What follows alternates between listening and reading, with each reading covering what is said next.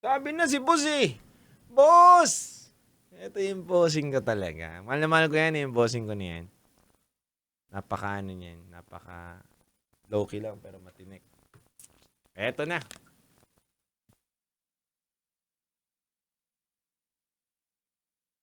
Good evening Luzon, Visayas, Mindanao, Metro at Mega Manila. Sa lahat po ng mga nakatutok ngayon sa atin sa 90.7 Love Radio. Oras na muna natin sa buong kapuluhan is already 11:29 p.m.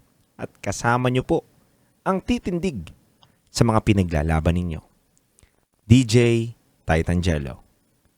Mga kabisyo, happy Monday sa lahat po ng mga nakatutok sa ating programa.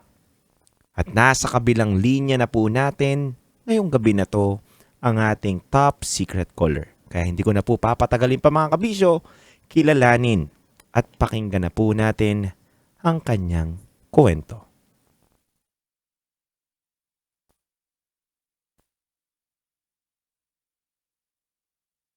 Good evening. Good evening, Kak Angelo. Hello? Hello. Yan. Good evening. Good evening po. Kamusta? Maayos naman. Medyo pagod. Kasi kakauwi ko lang. Yes. Galing trabaho. Nakapag-dinner na ba? Oo naman, syempre. Yan. So, familiar ka, di ba, sa aming programa, sabi mo? Mm-mm. Kailan lang? Mga ilang months na ba na ikaw'y nakatutok sa aming programa? Matagal ko na alam yung stasyon, pero Mhm. lately kasi sa TikTok, parang lumabas lang bigla yung radyo. Tas aliw na aliw ako sa inyo, mga DJ. Sa Maraming inyo. salamat sa So, pakikinig ayun. mo. Anyway, hindi ko na papatagalin pa. Ready ka na bang ikwento ang top secret mo ngayong gabi na to? Kaya ready na. SPG to. Okay. Ilang taon? 26 po. 26 years old. Taga saan? Cavite. Cavite. 26 years old from Cavite. Itago natin sa pangalang Franco. Franco. Franco, 26 years old from Cavite. Ano ang top secret mo? May nakasex ako na magkapatid. Hindi ko alam na magkapatid sila. Late ko na nalaman. May nakasex ka na magkapatid at hindi mo alam na magkapatid sila at late mo na nalaman? Yeah, tama. Paanong nangyari? Sino una mong nakilala sa kanilang dalawa? At saan? Bale, yung... Ano yun, sorry? At saan? Kwentuhan mo naman kami. Bale, sa isang subdivision kasi, gumagamit ako ng app, parang dating app siya. Feeling ko aware naman ko kung anong dating app yun sa mga gay app. Dalawang, yung magkapatid, yung isa, nasa 30 plus ata. Yung isa, kaedad ko. So, ang una kong nakausap, yung panganay, mas matanda. So, actually matagal kami nag-uusap. Matagal, parang naging fuck buddy kami ganun. Matagal may nangyayari sa amin. As in matagal, mga ilang few months. Tumagal din ng mga ilang months. Mhm. Tapos medyo nag-stop kami. Mga ilang months din. Tapos kasi hindi na ako nagbubukas ng app. Tapos after few months, nagbukas ulit ako ng app. Tapos ayun, may naka-chat ako na malapit lang din dito sa mismo sa loob ng subdivision lang din. Tapos ayun, nag-usap and then nag-meet. Usually kasi dito kami sa bahay nagmi-meet. Dito kami, nagse-sex. Tapos ayun, one time nag-invite yung panganay, yung 30 plus na sa bahay naman daw nila kasi walang tao sa bahay nila. So ayun, sa bahay nila kami pumunta. And ayun, may nangyayari sa amin. Before mag-meet yung mas bunso, nadala na ako nung panganay dun sa bahay nila. So, alam ko na yung bahay nila. Tapos yung isa niya namang kapatid, dito lang naman kami nagse-sex. Tapos one time nagulat ako, nag-invite yung, bunsong kapatid na dun naman daw sa bahay nila. So, di ko naman alam kung saan yung bahay nila, basta dito lang daw sa loob ng subdivision. Ta's nagulat ako, yung bahay na pinuntahan namin nung panganay is same sila ng bahay na pinuntahan namin nung bunso. Okay, Franco, medyo hindi ko alam kung na-lost ako. Pero ang una mo nakilala is yung panganay, right? Opo, tama. Tapos, paano mo nakilala to si Bunso? Doon na sa mismong bahay or doon rin sa app na pinaghahanapan Sa mo app ng... sa app din, sa app So, din. wala siyang ideyang nakatungtong ka na doon sa bahay nila. Wala. Pero ikaw, alam mo nang magkapatid sila o hindi pa din agad? Nalaman ko lang nung, yung bunso na yung nag-imbita na ta's pumunta kami dun sa bahay nila. Mhm. Dun ko lang nalaman na, oh, magkapatid pala sila, gano'n. Kasi may family picture din sila dun sa gilid. Tas tas late ko na-realize, ay oo nga, gagi magkamukha pala yung ano, sila pala 'to, ano. Late ko lang na-realize na magkapatid sila. Dun ko lang na-realize. Okay, tapos ano mga sumunod na pangyayari, Franco? Actually, hindi ko alam kung aware silang dalawa na yung kapatid nila, yung panganay is naka-sex din ako, ta's yung bunso, di ko alam kung aware sila kasi parang yung bunso, parang yun yung out, yung panganay hindi naman out. Gets mo, Tight Angelo? Yes. So, hindi ko alam kung aware yung bunso na yung kapatid niya is nakikipag-sex din sa kapwa niya lalaki, gano'n. Mhm. Ayun, So, ano mga sumunod na ayun pangyayari? ta's, actually hanggang ngayon nagse-sex pa rin kami nung panganay, pero yung bunso hindi na. Kasi ayoko na nung nalaman ko nga na magkapatid sila, hindi na ako nakikipag-sex dun sa bunso, dun lang sa panganay. Tapos one time nung, nagkita kami nung ano, nung panganay, parang tinanong niya ako, parang kasi feeling ko alam niya naman na, kasi out nga yung bunso niyang kapatid. Feeling ko alam niya na nag nakikipagkita din yung bunso sa nakipag-date din or nakikipagkita din dun sa app, gano'n. So tinanong ako nung panganay, sabi niya, "May napuntahan ka na ba na parang ganito?" Dinescribe niya yung kapatid niya. "May napuntahan ka na ba or may nakamit ka na ba na ganito, ganitong lalaki, payat, gano'n, ta's sa ganitong banda ng lugar," gano'n. Ta's ayun, dininay ko kasi feeling ko alam niya na yung tinutukoy, alam ko na yung tinutukoy niya. So dininay ko, sabi ko, "Wala." Magulo ba? Hindi, tama lang, nakikinig lang kami sa'yo. Sorry na. Franco, itong Yes. nakaka-ex mo, 'di ba? Hindi ko Hmm, na binubuo ha, kasi mm. malay natin baka may nakikinig pa rin mga bata sa atin sa oras na 'to. Sige po. Wala kayong um, label nito pero nag-ex lang kayo nito. Wala, ayaw niya, eh. Tiki man lang. Tinanong ko na siya, actually tinanong ko na siya, Mhm. Tita Angelo, nung una pa lang. Kasi siyempre kahit ako ayoko naman na siyempre gusto ko rin naman ng ano, ng label siyempre gano'n. Pero sabi niya ayaw niya daw, eh. So, siyempre ayoko namang pilitin yung isang tao na makipagrelasyon kung ayaw niya naman. So ayun, sabi ko, "Okey, sige." Parang Go fuck with the buddy flow lang ka na tayo lang. gano'n. Oo. Oo, fuck buddy lang tayo gano'n. Ta's yun, nag-agree naman kami sa gano'ng setup, na walang label, Tet and Jello. Kaya nirerespeto ko naman yung gusto niya Gano'n na kayo katagal ngayon?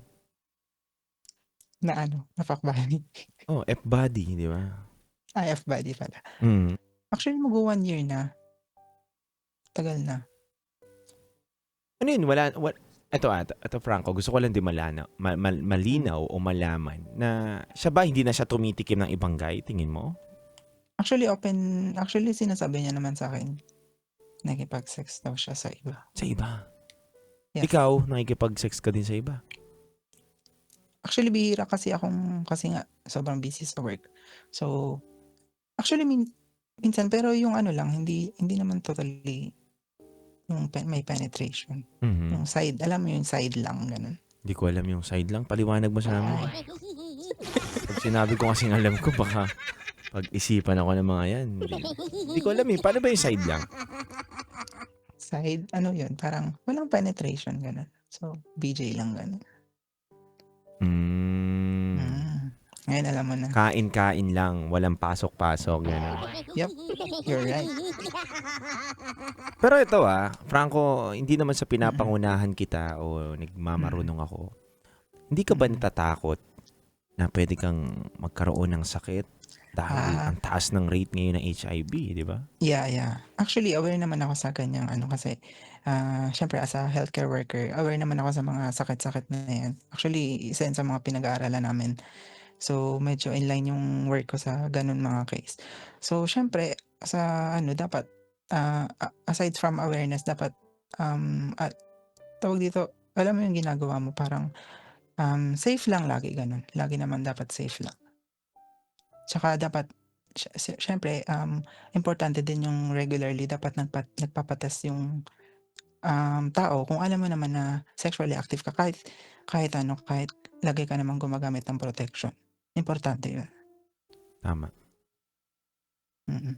Pero Franco, wala ka ba bang plano na magseryoso na lang ng pag-ibig, yung tunay at tapat na pag-ibig at hindi ganito yung setup ninyo? Or comfortable ka naman na ganito na lang muna for the meantime yung setup na nilalaro mo?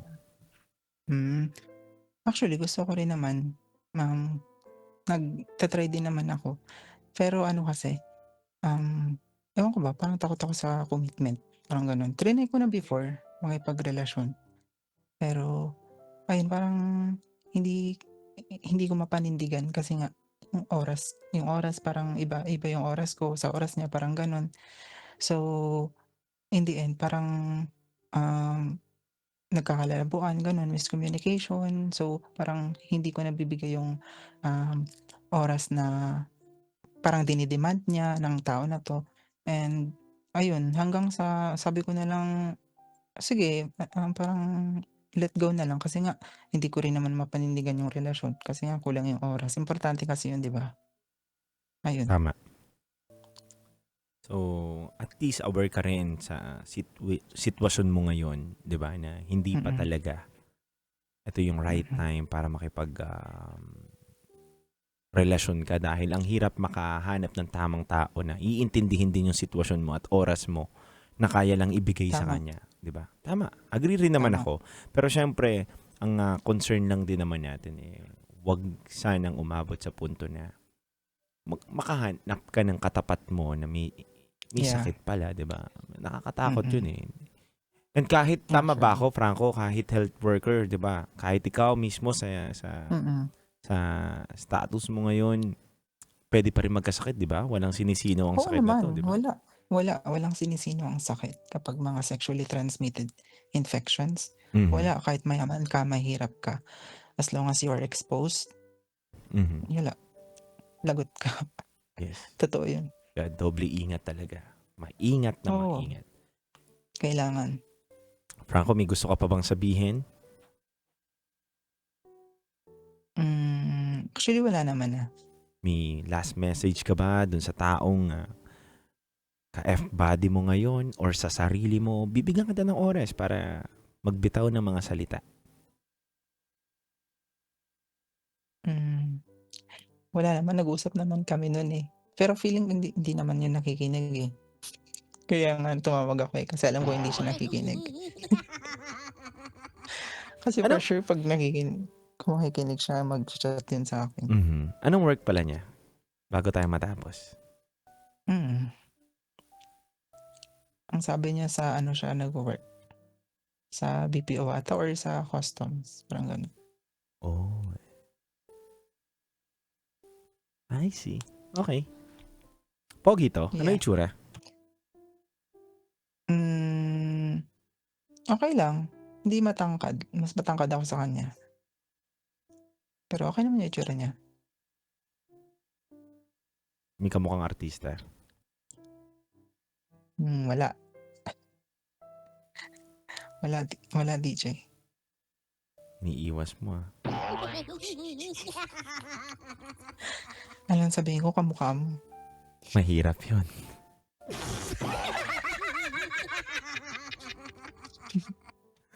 Anyway, thank you. Walang kamukha. Yes, okay. Anyway, Franco, thank you so much sa pagbahagi mo. 'Di ba na minsan pala may mga ganyan din pangyayari, no, Franco, na sa hindi inaasahan. Unexpected ba? Yes. Oo, sa hindi inaasahan na pagkakataon, Franco, F-body mo din yung kapatid niya. And nakapunta ka dun sa bahay nila nang hindi alam agad-agad nung kapatid niya na nagiging ka-F-body mo na pala yung kuya niya. And yung kuya niya, tago sa kanyang blusa. Di ba? Ganun ba yun? Tama ba ako dun? Parang ganun nga. Ayaw niya pang ipakita yung miniskirt niyang nakatago. Yeah, parang ganun nga.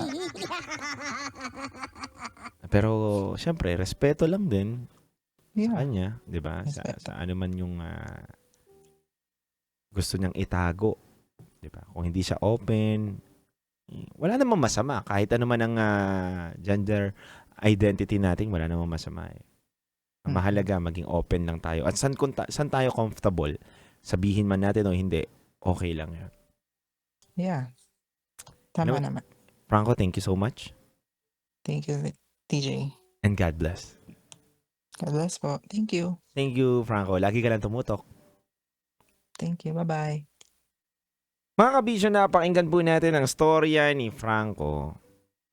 Si Franco na nakatuhog ng dalawang magkapatid. Kaya mga kabisyo, kung may mga storya po kayo na gusto nyo lang pong ikwento, maaari po kayo magpadala gamit ang sulat o kaya tumawag po sa aming Viber line na 0916-529-5595. Muli, kayo po ay nakatutok sa 90.7 Love Radio. Kailangan pa bang i-memorize yan, kabisyo? Basic. Ako po pala si DJ Tait Angelo, ang titindig sa mga pinaglalaban ninyo. Metro's number